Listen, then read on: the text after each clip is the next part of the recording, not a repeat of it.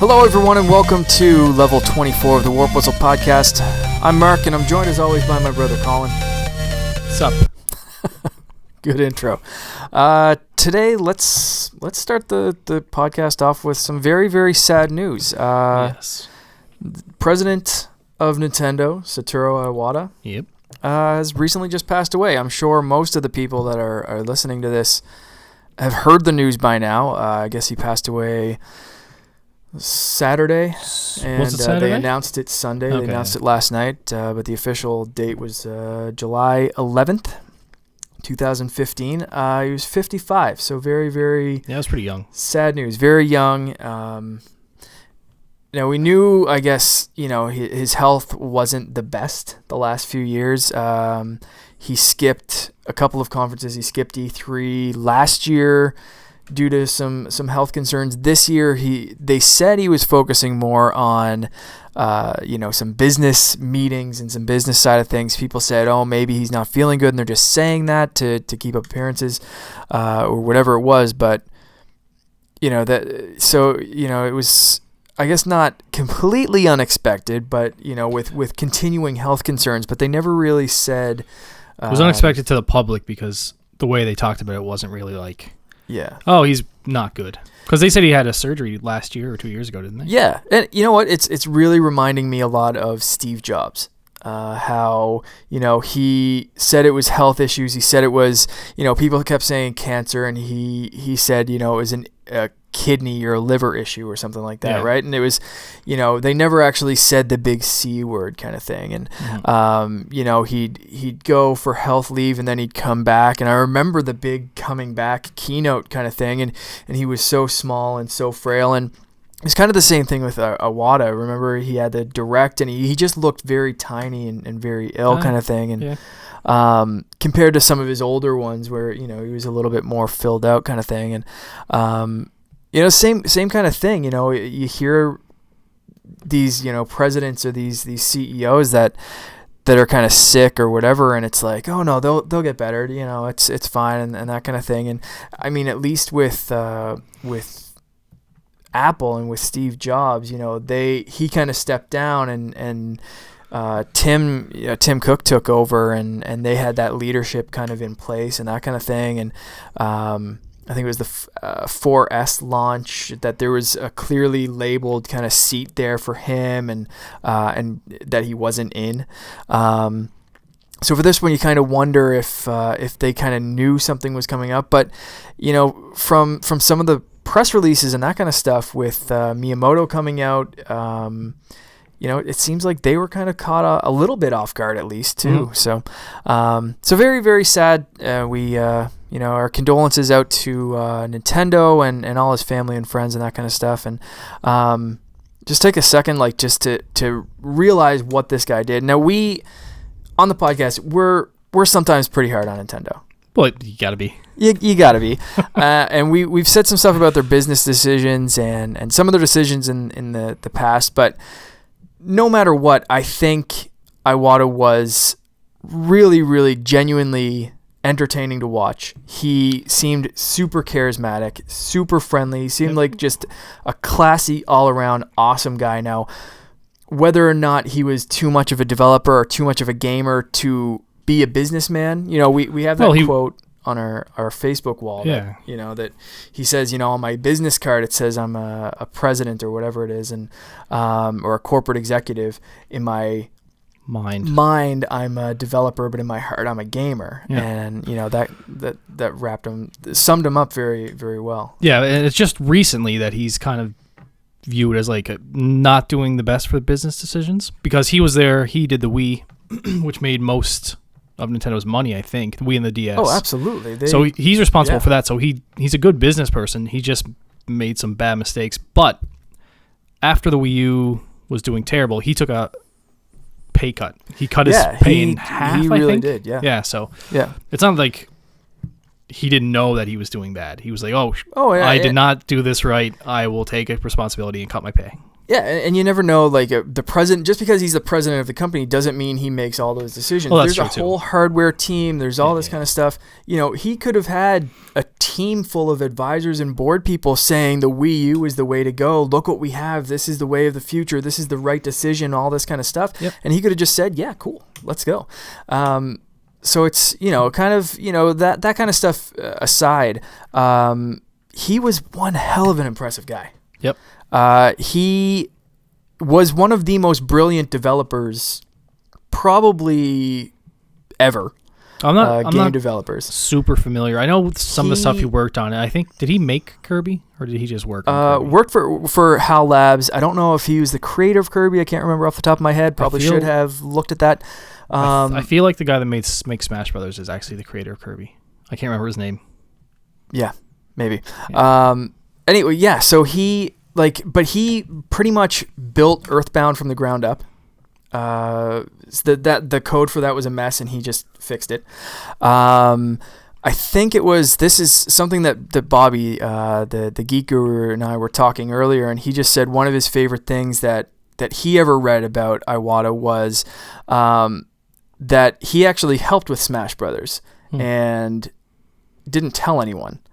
Because he was the president of Nintendo at the time. I think it may have been Melee or Brawl or one of the Smash Brother games, and he was actually helping after hours.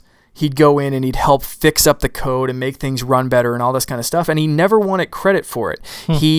He did it just to make the game better, but didn't want to take away from what the actual, like the real developers were doing. But he was that good that he would just go in there and fix things that all these developers were doing, and he'd make it run better. Yeah. There was another one I heard that Game Freak, the guys that make Pokemon,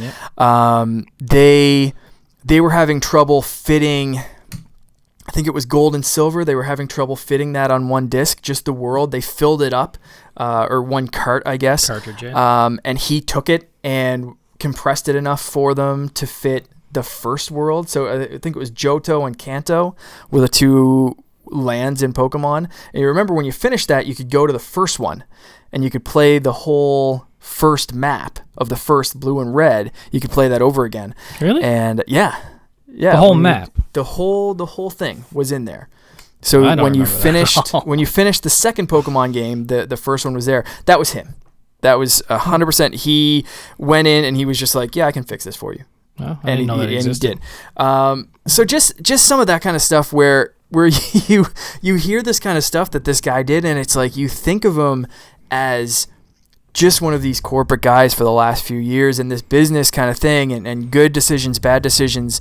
The Wii obviously was what probably Nintendo's biggest success ever.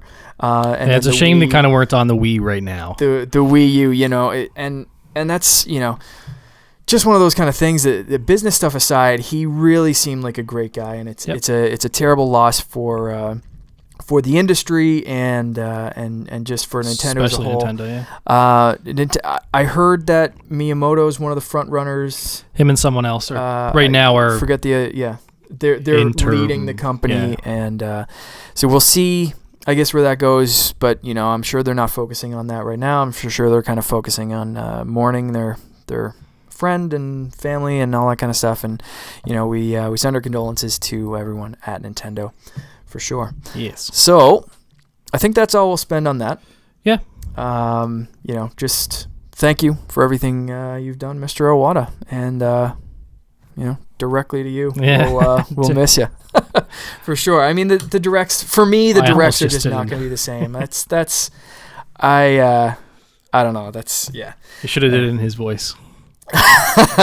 Let's not get into no, that. sir. Yeah. So moving on. Last week we mentioned we did for the first time. We called our shots, and for the first time ever, and we're going to deliver on that this week. And we asked people to come up with some third-party partnerships that they would like to see Nintendo run with, or they would like to see run with some Nintendo stuff. We came up with a couple of our own, but we had a really great amount of people write in and give some really, really cool suggestions. So Do you want to start off with their suggestions and then we'll give ours? Yeah, let's let's kick it off with that. There's a couple that I'm really interested in, actually. All right. So what's some that you're interested in, or do you just want to go in the order that they kind of came in there? Do the order. Okay. So this one came from Corey from DNA. Digital Nerd Advocates. Listen to their podcast. Check out their website. They have some great stuff. He actually wrote a great piece about Iwata. So check that out on their website. Corey, thank you. Always a good supporter of the show. And he wrote, this is a little long, so I'm going to just read it as he wrote it. Nintendo seems to be trying to get its feet wet in competitive shooters with Splatoon. So why not embrace the first-person shooting part of Metroid? Hear me out. So this is his words again. He said, hear me out. The focus of the campaign for Metroid Prime 4 would stay the same. He's not, talking about it, co-op or anything like they're doing with Federation Force, but they would have a full-on competitive suite similar to Halo, Destiny, all that kind of stuff.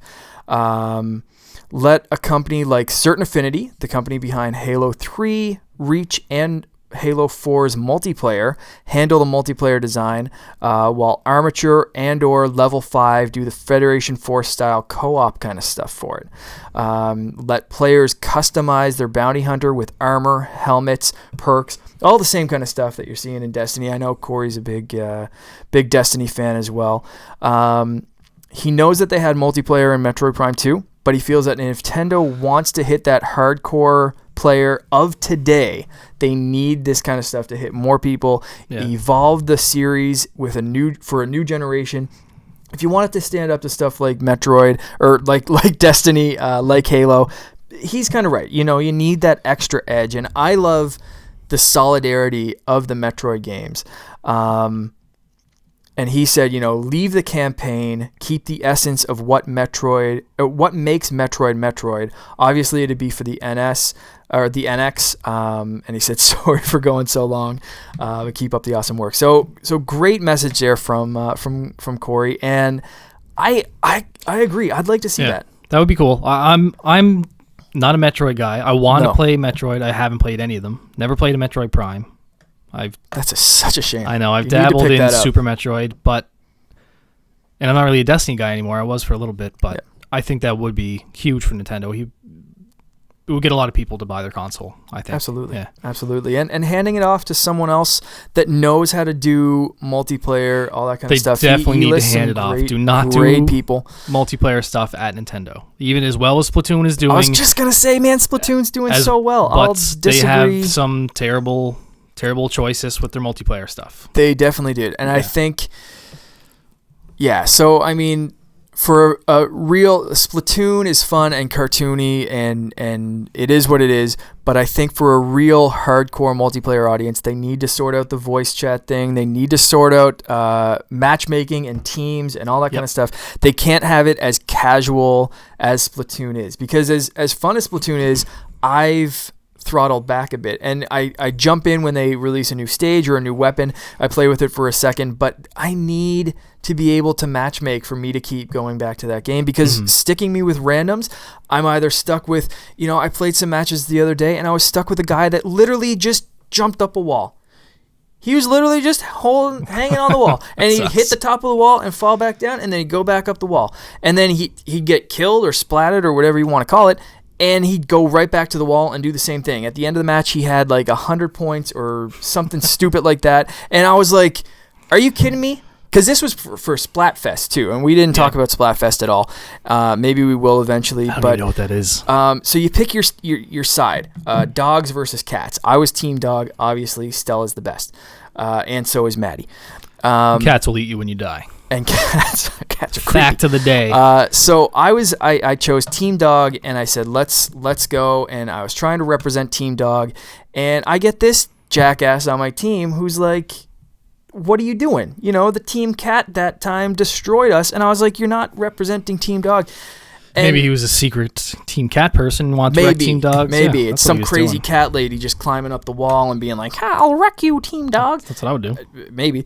But it was just frustrating. So if I could have grabbed another group of Team Dog members from the Geek Guru page or something like that or anywhere, that would have been awesome. So they need to fix that. And I got fed up after a couple of matches of getting tagged with some crappy players, and I do that regular. Doesn't have to be Splatfest. So it's just I think they need to take it seriously. But Corey, I love that idea. It is a really good idea. A real Metroid game with Samus as the lead, Metroid Prime. Solidarity, the creepy style, and I mentioned before I'd love to see the Dead Space developers tackle Metroid and do something really creepy, and I'd still love that. I'd love them to do the main focus on this, and the guys that he listed to focus on single player. There's another Metroid mention from one of our viewers as well. I think was it? Oh, Ricky Hamilton's. This is one of the ones I'm really interested in. Ricky's awesome. BioWare making Metroid Prime RPG. Yes. Like that would be so good. Huge. I love Mass Effect.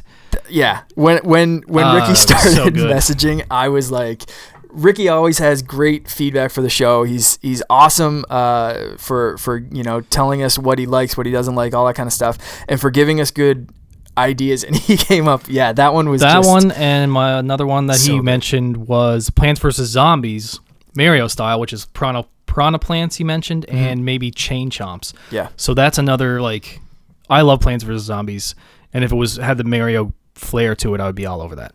100%. Really cool. Yeah. He also mentioned something really weird. This one was weird. Tomb Raider and Captain Toad Treasure Tracker. I don't even know how that would work. I would buy the hell out of it right away. Tomb Raider is a Microsoft exclusive right now. I don't know how that would work out, but are you kidding me? Lara Croft and Toad in the same. It would be bizarre. And he had another one too. I'd buy that just because it's weird. And he said he'd like to see Sheik show up in unlockable Sheik missions in Tenchu. I never played Tenchu. Don't really know what it is. Neither have I. But that's so Ricky, thank you. Thanks, yeah. Anyway. That was some good stuff. Bobby, the Geek Guru, always a great supporter of the show. I just almost knocked my computer off the desk there, so hopefully that doesn't interrupt any of the audio. Bobby wrote he would love to see. Now Bobby just got a PS4. He bought the Batman edition, and he's super hooked on Minecraft. Rightfully so. I expected him. I haven't played Minecraft. I played the mobile version for a bit, but he's been getting. I know, and he's been saying you got to download this. You got to get it. So I might just spend the $20 and just get it this week. But he said he would love for Mojang to create Nintendo Craft.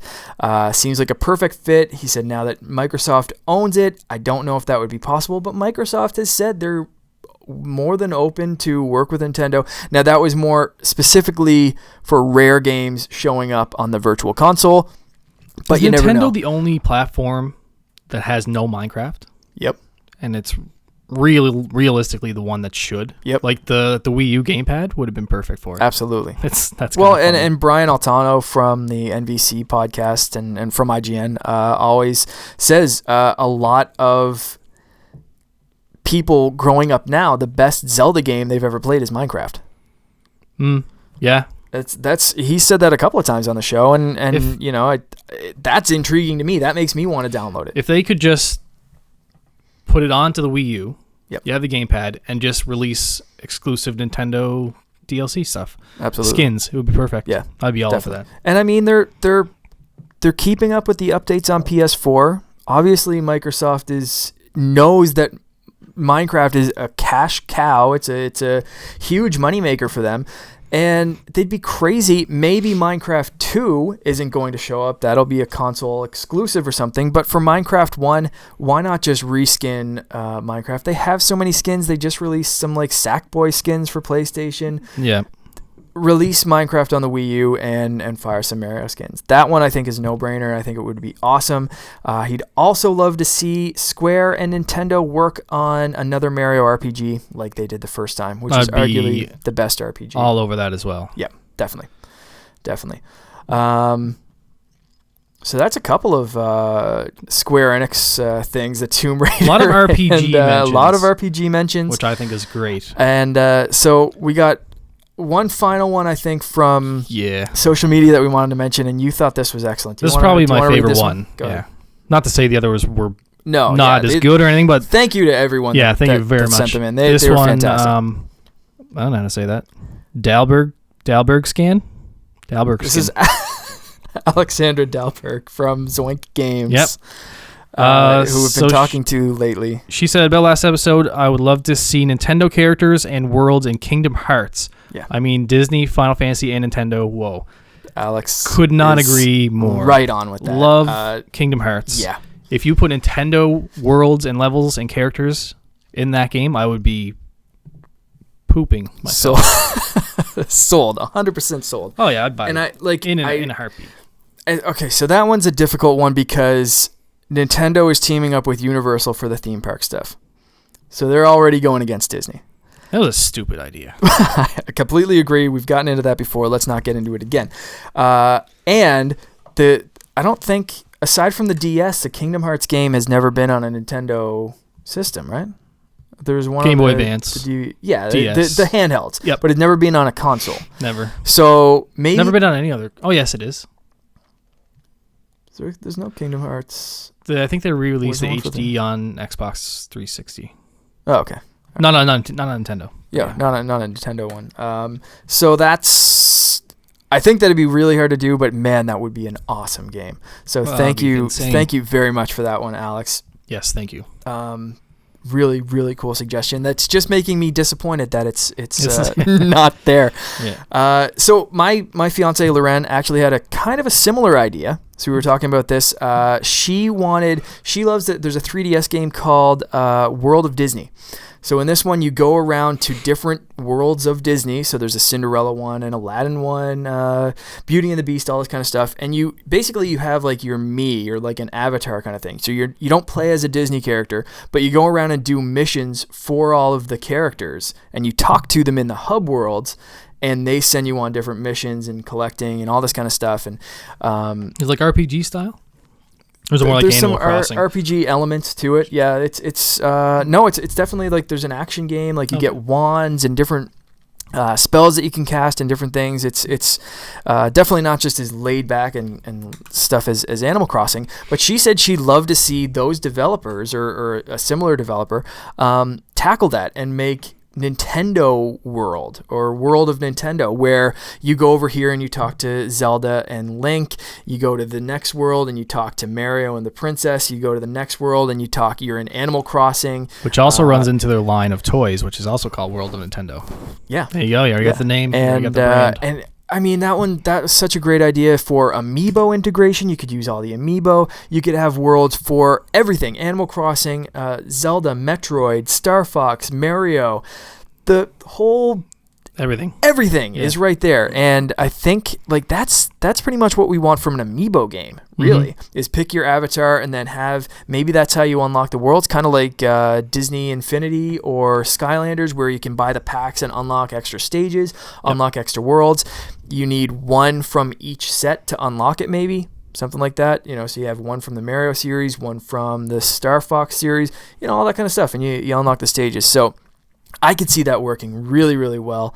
And again, I'm like, all of these suggestions are so good. I'm going to be disappointed if none of them exist, and when none of them exist, because a lot of them are really tough to do. Most of them are not going to exist. And the one I pick, the one I have in my mind is Total Pie in the Sky as well. So this is just a really fun kind of coming up with alternate scenarios, and this is kind of thing. So did you have any other ones that you... The main one I want, it's going to be another like spin-off from what Loren had, but completely different, really. So what I want is a PC action RPG style game. Still, you're going with the PC. I'm going with PC. Okay.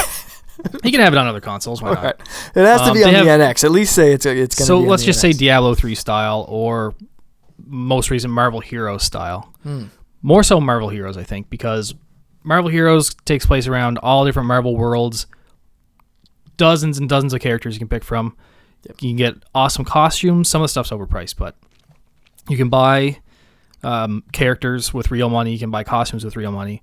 So Nintendo could do the same kind of thing, even make it free to play like Marvel Heroes is, and amiibos could be integrated, either unlock a character or unlock perks or costumes or whatever. But it would be like the, you use your mouse, you click where you want them to go, and they have different power ups. Each character has excuse me, has different abilities.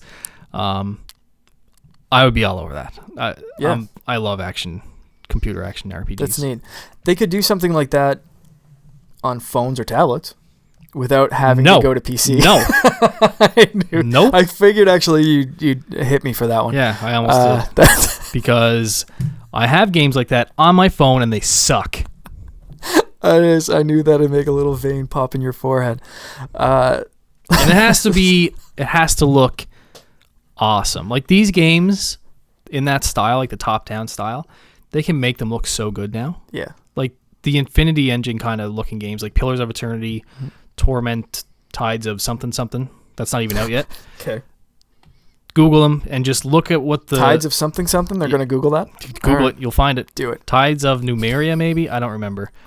In Exile games. But the atmosphere and everything in these games are awesome. Just shut up. They're really good. Say anything. I think that would be way out of left field, but I think Nintendo would neat. Make some money. I don't know if they're going to go PC route, but that would be very cool to just see an offshot of that kind of thing. And I mean, all of their worlds fit together. We see that in Smash Brothers, so they don't have to worry about, the Marvel Hero stuff. Everything looks the same. They picked an art style, they went with it. So it's not like Rocket Raccoon looks different than Captain America. They fit into that same world, just like they do in the comic books. But I think, I know... I remember reading something about Smash Brothers when they were first announcing it, and this actually may have been Iwata 2 saying this, or one of his happiest moments or something like that, actually, and saying getting Smash Brothers in the hands of the testers and seeing how much fun they had with it, because everyone in Nintendo was saying the worlds don't fit, this doesn't work, there's already fighting games, why is this any better, all that kind of stuff. The worlds are and when perfect. they actually got it in the hands of testers, even more so than like the public or anyone else, it was like that was the winning moment when they were seeing smiles on the faces of these like grizzly old testers that like play games for a living and don't have any fun playing games and all that kind of stuff anymore. Just think like that action RPG game. So you could be like a bright, colorful Mushroom Kingdom world. You go through that, you beat it. You end up going on Star Fox's, Corneria ship? Yep. So then that goes into space, then you're in that, then you go to some Mario Galaxy world, and the last world, like in Diablo, would be Hell, which would be Bowser's world, I guess. I don't know. Cool. But yeah, and my girlfriend Mel had a very small but kind of hilarious DLC for Assassin's Creed that she wants to see. So she wants... Assassin's Creed, whatever the next one is that's on Nintendo, to get Tanuki Suit DLC. So when you're jumping from building to building, you can just kind of glide with your tail. And the sound effects would be obviously there as well. I would love that. I played I played Assassin's Creed 3 and Black Flag on the Wii U. Loved it. Loved playing on the gamepad because I just pick away at little side missions and that kind of stuff. So absolutely love Assassin's Creed games on Nintendo consoles. Love it. Obviously, Unity, I couldn't get on that, so I grabbed it on the PS4. But for Nintendo to get Assassin's Creed back for the NX, I actually think that would be a really, really good idea. And on top of that, even if it wasn't something as kooky as the Tanuki suit, you can always change your costumes in Assassin's Creed. What if they did a Link-style costume or a blue and red costume that kind of had some Mario hints to it? Whether these unlock with Amiibo or they're just system exclusives. We talked about this before, that Nintendo needs... those kind of things, and this is what brought this whole topic up, was saying Nintendo needs something that's not a gimmick. Yeah. They need a reason. If the NX is just as powerful as PS4 and Xbox One, what is the determining factor that's not a gimmick controller, that's not, whatever they come up with? What is the determining factor for you to switch over and say, you know what, I'm gonna break away and not get the next Assassin's Creed on this system. I'm gonna not get the next Destiny on the system. I'm gonna transfer my character over to that. And I think stuff like that. And I obviously a huge Destiny fan and would love to see if you could tell me that Destiny 2 is coming to the NX and you could unlock Star Fox themed armor and Metroid themed armor, sign me up. Yeah, it's the Nintendo exclusive DLC. Gone. Like, is gonna grab the people. Yeah. If and they do it. The same kind of thing for Assassin's Creed. I would jump ship from PS4 in an instant without any hesitation. If you told me that I could dress whoever it is, Ezio or, whoever the next guy is, after Syndicate or whatever it is, dress him up in some Nintendo themed costumes. Done. I'm sold. So shooting off of that, like I said, Destiny would be mine. My big pick that's not going to happen would be Star Fox Sky. Yeah. So this would be the developers of No Man's Sky reskinning that game. So you're playing as Star Fox. You're flying in an R-Wing. Third person? You can upgrade. First person. You can switch back and forth. Now, the hub world, obviously that game's very, very open, and I'd love to explore the Star Fox universe. They could scale it down a bit. It's an open universe, and but I just love that, and I think Star Fox has always had this bit of an identity crisis, where the first game was really cool for its time, the first game was really cool. 64 really defined that, and it hasn't really evolved since. It has an identity crisis where they try fitting it into Star Fox Adventures, or they try going on the land and in the sea and in the air and in space and whatever. But it's still the same N64 game, essentially on rails kind of, I would love that team to just do basically No Man's Sky for NX and say, but here you can unlock, even if you could unlock the R-Wing or unlock, you could find Corneria, or you could, fight some Star Fox bosses. If you could fight Andross or something like that in the sky. So this could be another like that. DLC. This could be DLC. It could be exclusive for just the Nintendo version of No Man's Sky. But I think a Star Fox theme would be really, really cool for that game. You could also switch it and say a Metroid theme. But I think Star Fox needs some love. I think it needs some attention. I think it needs to have that kind of defined brand. Obviously, Metroid has that, and Freedom Federation Force or whatever prove that people know what Metroid's brand is, because they said Metroid is a single experience where it's creepy and you're alone and you're going through and you're discovering things. Now, like Corey said, I'd love to see some multiplayer added to that. And done really well, where you take your own thing and you're back practicing and in the Federation Force. I don't even care if they call Federation Force the multiplayer, whatever. But the Metroid series is defined by that kind of stuff, and I don't think Star Fox has that distinction aside from just being in space. And I think it could really benefit from that team taking it and expanding on that universe. And I'd love to see where that goes. Yeah, that'd be awesome. Yep. Do you have anything else to add? Any other ideas that are popping into your head right last minute? Not really. Just that Spider-Man would probably beat Batman in a fight if I was to think about it. No. Okay. Well, that's going to happen. All right. So if anyone's wondering where this is coming from, go to the Geek Guru fan group or whatever it's called, and you guys can fan the flames there between Colin and Bobby. I'm not going to get into this. Yeah, there's no need to get into it. Don't explain it. It's going to run for another half hour. So let's finish up there, and you can follow us always on Facebook and maybe part of Team Geek for the time being on the Geek Guru group. See what everyone's up to there. Very big thank you to everyone that wrote in and that everyone that comments and listens to the show. I want to do more stuff like this. I want more audience interaction. They're fantastic ideas, and we can't wait for the next one for sure. So as always, subscribe to us on iTunes, listen on SoundCloud, and give us some feedback, what kind of shows you'd like to see us do in the future. Until next time, thank you very much. Bye.